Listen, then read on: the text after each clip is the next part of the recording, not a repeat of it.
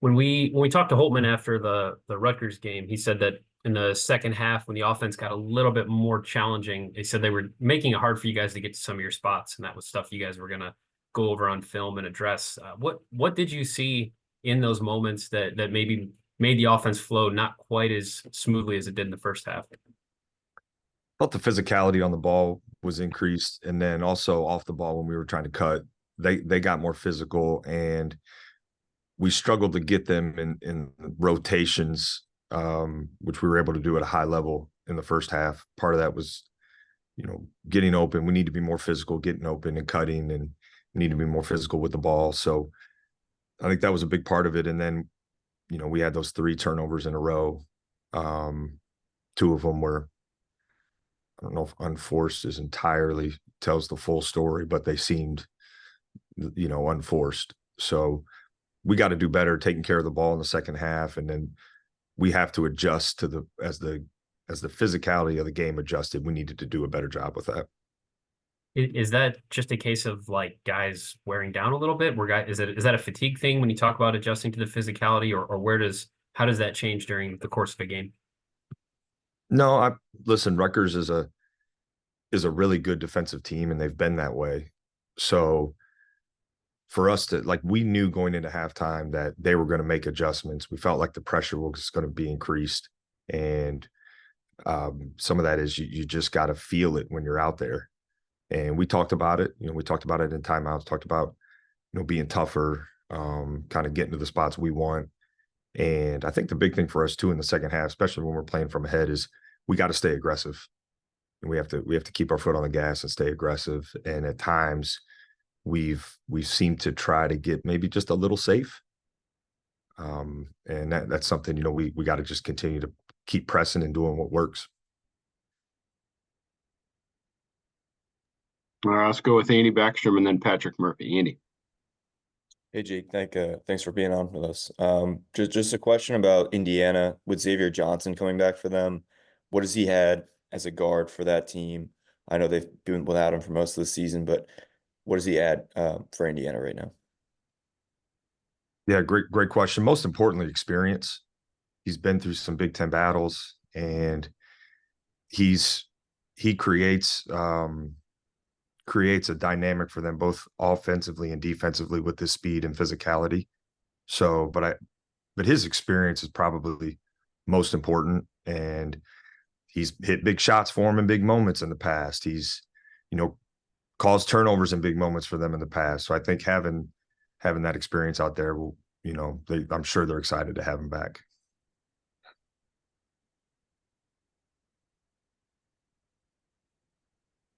Ooh, all right, then we'll go to Patrick Murphy and then Andy Anders. Patrick. Hey, Jake. Thanks for doing this. The play in the first half when the ball moved, I think it ended with Jamison hitting the 3. Quite a few passes in there. You and Coach Holtman were pretty animated after Rutgers took that timeout. Can you kind of go through not only what you saw in that play, but what leads to a play like that happening, whether it's practice, whether it's guys just getting to know each other? How does something like that come together? Yeah, that was certainly a play to remember. And there's probably multiple things that go into that, Patrick. I think one, we have unselfish guys. And if you look at our numbers this year compared to last year, I think overall our efficiency is similar, but our assist numbers are up significantly. And this is how we want to play. This is what fits this team really well. And, specifically against a team that, attacks dribbles on drives and collapses hard in the paint like Rutgers did, we knew we were going to have opportunities to kick the ball out from paint touches and potentially get multiple paint touches or keep them in rotation with multiple passes. So it was great execution from a game plan perspective, but you got to give our guys credit because there's an unselfishness within this team, and it's been a really, really big part of our success offensively. And I thought that play was kind of a culmination of that, and it put on full display just how unselfish and in the feel. You got to have really good feel to, multiple guys with good feel, offensive feel on the court to have plays like that happen. So it was it was fun to see. And yeah, those type of plays get coaches fired up a little bit. You mentioned Rutgers defense and kind of why that you can do some of that stuff. How much can we expect to see, maybe not that level of passing, but similar types of plays going forward in Big Ten play, where I know obviously the defenses are going to be difficult? Yeah, listen, this league year in, year out is one of the best defensive leagues in the country. And so you have to be able to adjust from game to game. And there are some teams that we're going to go against who are going to shut off the paint, and you're going to have to move the ball in the perimeter. You're going to have to knock down shots. There are some teams that, you know, they'll force you into more one-on-one plays, and they'll kind of hug up on a three-point line a little bit more. And, you know, Rutgers was one of those teams we felt like they were going to attack us when we drove it, which would give us opportunities to get the ball back outside. And at that point, we had to read closeouts. And I think we've gotten better at that. We worked on that a lot this summer. It fits our personnel, but we've gotten better at that, and guys understand the value of that. And we've had multiple plays, maybe not to that extent where you had, you know, drive, kick with everybody touching it and the guy who drove it get it back for an open three. But we've had a lot of possessions this year where we've had driving kicks or post touch kick out, one more passes on the perimeter that have you know been really fun for us to watch as a staff, and we've celebrated as a team at a high level. And I think regardless of how teams are guarding us, we have to continue to read those situations at a high level, because we can shoot the ball from the perimeter. And, you know, we got to keep working for those open looks. All right, we'll go to Andy Anders with Tim Miller on deck. Andy. Yes. Hi, Jake. Thanks for doing this. Just wanted to ask about Indiana. You know, their front court between Kelly Ware and Bleak Renault, obviously very good this year. Just what's the plan of attack against those guys, and you know, what will be important for keeping them contained on the offensive end? Yeah, two great players.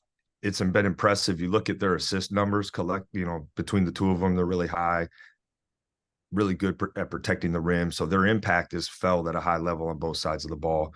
We got to limit, you know, their paint catches and paint attempts, because they're efficient in there. And then we got to read the rim on offense. When we get into the paint, we got to be able to read, you know, are they there early enough to take away shots? If they are, can we find the next best option? So those two guys are high level players, and you feel their impact on both sides of the ball without question. So we gotta be aware of them on both sides. All right, and then Tim Miller and then Patrick Ingles. Tim. Hey, Jake. Thanks for chatting. So I'm really curious about kind of the rotation moving forward. I know in Big Ten play, a lot of times, you know, the rotation will shrink, but we saw Bruce, Jamison, Roddy all get 35 plus minutes against Rutgers. Can you kind of take me through? Was that just a one-time thing? You hope not to do it more, or are we expecting that type of, you know, shrunken rotation moving forward in Big Ten play? I think that's going to be a little bit of that is going to be game to game. You know, there's depth and versatility with our depth on this team that allows us to maybe adjust according to the flow of some of these games. And, you know, I think Bruce, Roddy, and Jamison have certainly established themselves, you know, over the course of this season to be really, really important for us and can play and be impactful on both sides of the ball.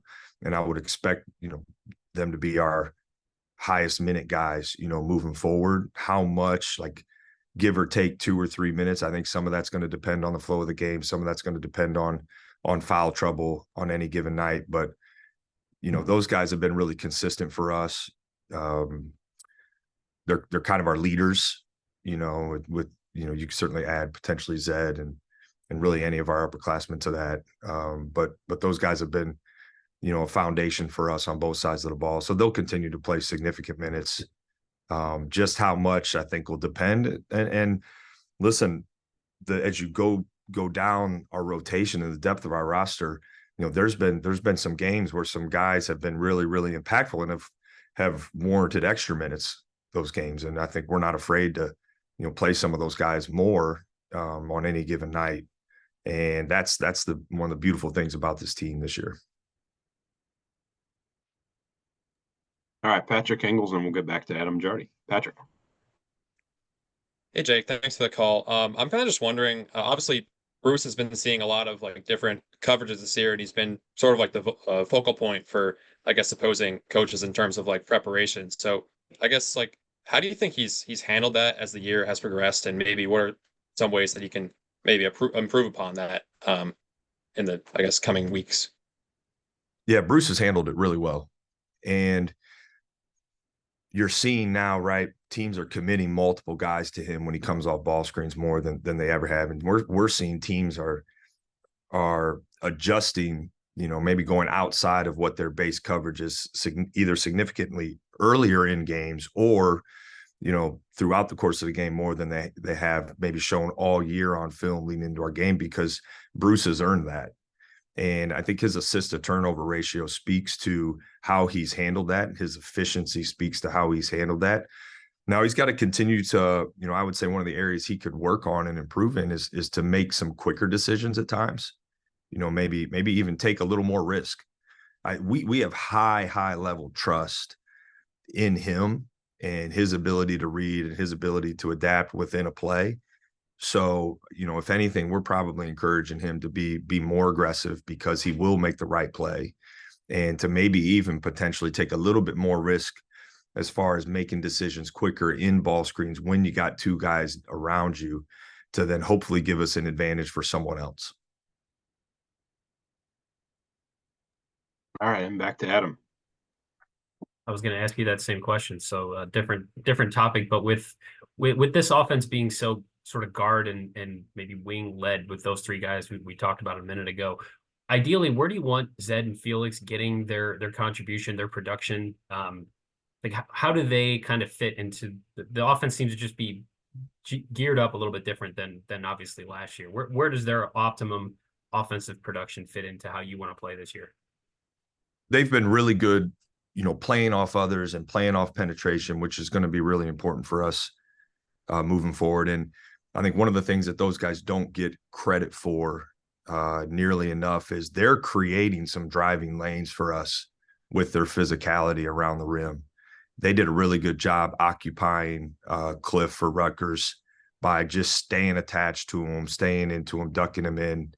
And that was part of our game plan. And they don't get credit for that publicly, but they executed it well. And so there's going to be games where we're going to have to take advantage of their physicality and size inside. And then, there's going to be games where they're going to get opportunities because teams will commit more to the ball, whether we're coming off ball screens, whether we're driving the ball. So, I look at those two guys in my mind offensively from a production standpoint. What are they bringing together? And it's been really good. They're efficient. They're offensively rebounding well. And, I expect Zed to be more efficient with his back to the basket, and Felix to some degree. I think both those guys are capable in that situation, but we're not designing our offense to, post really anybody as much as we have in the past. And we'll certainly do it at times. We've posted Jamison some, we posted Bruce last game. We'll keep posting Zed and Felix, but we're fighting for kind of more space and pace, I think, within the half court offensively, which that's why our assist numbers have are so important for us. And then you guys haven't had a lot of success on the road. I'm sure you guys know the numbers and how long it's been since you've had a road win. With the way this team talks about connectedness and talks about playing for each other, and you talked about like sharing the ball in that one play, where do you think this team is as far as handling that kind of approach or that kind of challenge of going on the road and beating a Big Ten team? I think we're ready. I mean, listen, we're going to see Indiana's very best, and it's one of the toughest places to play in the country. So in those situations, when you travel on the road in the Big Ten, you want to make sure you give yourself an opportunity to win the game down the stretch. We did that at Penn State, but we didn't finish it. And really for, 25 to 30 minutes, we dominated that game. And so I think that speaks to certainly what we're capable of, but it also speaks to some of the areas we got to continue to improve in. And our connection as a team, I think our toughness, our leadership is going to give us opportunities to win games on the road at a much higher level maybe what we had last year. So I'm excited about the opportunity we have tomorrow. It's certainly going to be Indiana's a very good team. They are talented. They're really, really tough at home. They had Kansas, basically beat at home. So, it's going to be a big time challenge. We just want to continue to play the right way. And you have to do that at the highest level to win on the road. But I think this team has the makeup to get some road victories this year, which is going to be important for us to, compete in the way we want to compete at this league. Thanks, Jake. All right, we'll finish up with one more from Tim Miller. Tim. Yeah, Jake. So obviously you're going to Indiana, but there's obviously plenty of home games still left on the calendar. Attendance has been pretty low this year, obviously. What would your message be to fans at this point, just about getting to the shot, enjoying the environment, things like that? I would say first, there's not a better fan base than Buckeye Nation, and we feel their support. Even the crowds we've had, the energy's been really, really good, and we feel that. Certainly helps when our students get back, which Gary, you probably know this for sure. I'm assuming that'll be the next home game. And yep, they'll be back from that matters, that matters. But I think the size of our arena, in comparison from, if you look at sheer numbers across the country, I don't know necessarily if it tells the whole story because of the size of our arena, but I have no doubts that as we continue to play well and, Buckeye Nation continues to get to know our team and see how we're playing, I have no doubts that support's going to continue to grow and people are going to continue to come out and support this team. And, now that we've kind of rolled into the new year, and I think typically we see attendance go up at this time of year anyway, with Big Ten play starting. So the games that we've had, like felt the Texas A&M game was a lot of fun in the shot. And so I don't think the numbers fully tell the story all the time, but we got great fans, and the energy for the people that have been in there, it's felt good. Like the energy felt good last game against Rutgers, especially, when you cap it off with some of the offensive possessions we had, or some of the, the defensive possessions that Evan Mahaffey had there in a 2-minute stretch in the second half. Like you could feel the energy in the place. So we're excited to see, how those numbers continue to rise as Big Ten play continues. And it's important. I mean, there's no question about it. It's important. The margins in league play are so small. So any advantage you can get, little extra energy in the building, little extra noise from the crowd, all that stuff matters. And we're certainly appreciative of that. So hopefully that answers, but I think, that's a deep question. There's a lot of layers to that question, but I do believe we got an unbelievable fan base, and you're going to continue to see that as the year goes on. Awesome. Thanks, Jake. All right, guys. Appreciate it. You guys have a good one. And Thanks, Jake. maybe we'll see a couple of you guys in blue.